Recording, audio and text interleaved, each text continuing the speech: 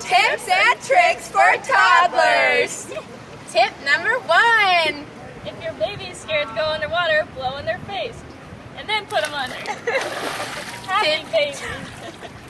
Tip number 2. First-time parents will be more scared, so make sure you take time with them to get them comfortable with their child in the water. Tip number 3. The babies love it when you sing songs. Tip number 4. Make sure you know all your parents individually and know their names and the child names. Tricks for sea sprites. A tip is if you have a kid that's afraid to float on their back, put their head on your shoulder. Or if they're afraid of the sun or don't like the sun in their eyes, use your sunglasses, your hat, or a hand to shade them.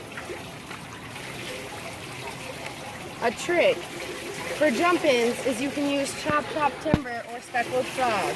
A demonstration of chop timber. Chop timber! And if they are afraid to jump in, hold their hands with just your fingers.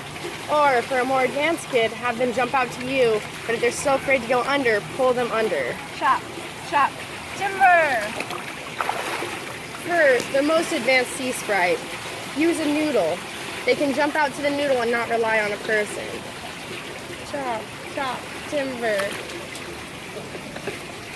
So, when teaching sea otters, a good tip is to get them to get in an uncomfortable situation where basically they cannot stand. So, being in a little bit more deeper water, you're gonna go with a glide in an unstandable water situation. So having their feet on the wall, and in terms of like Spider-Man, and having them come off the wall is a good way of getting the trick. So Superman, Superwoman glides can apply as well, but I like to say Spider-Man because their feet are on the wall, just like Spider-Man, just like this.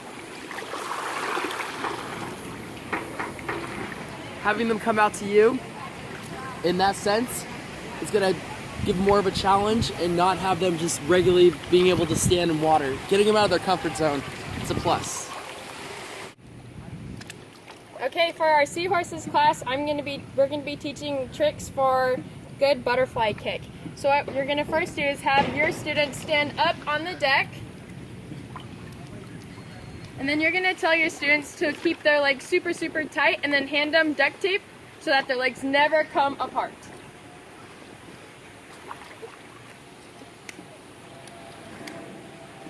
Next, you're going to tell your students to do a motion of going back and forth like you're about to fall off a cliff, but make sure that they don't actually fall inside the pool. Next, you'll tell your students that you're going to be practicing this motion, the butterfly kick, in the water through a hula hoop, and that you're going to be their dolphin trainer, and they're going to be your dolphins. And also remind them to do Superman arms through the hula hoop when they do their kicks. Dolphin. Okay.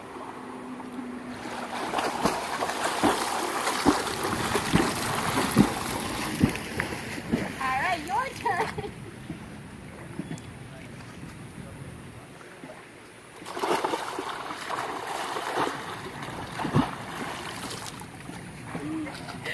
Okay, for swim stars, we are going to have a fun tip and use our hula hoop pool equipment today.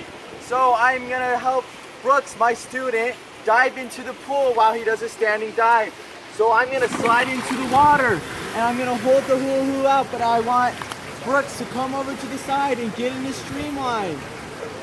And I want him to dive into this hula hoop. Ready, go. Okay, this is our Stroke Stars tips and tricks video. We have Brenton as our teacher and Larson as our student. We are going to have Brenton show us a good start.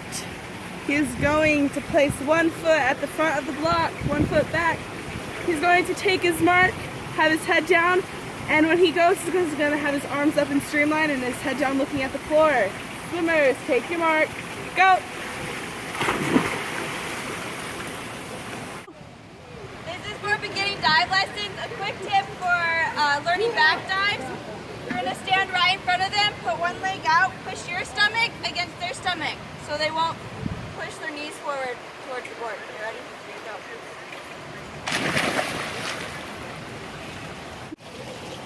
Hi, welcome to Adults. tips and tricks. Woo! Can you hear us? Okay, so a couple tips. Remember, every adult is different, so you want to teach to the individual. Another thing to remember is they're not children. Don't talk to them like they're 5. Don't say popsicle stick legs. We can explain why we do what we do, how our kick comes from our hips when we're swimming, and then we can show them how when we kick with bicycle kick legs or something, we really don't go anywhere in the water. A fun tip that I like to do for treading water or back floats is put the pool noodle underneath their arms, show them how their arms go to skull, and then once they feel more comfortable, I remove the pool noodle underneath their arms, and then it's right here within reach. This leaves me free, so I'm not holding them the whole time, and I can still watch the rest of my class if I need to and get to them with the comfort of the noodle. Same thing with the noodle real fast.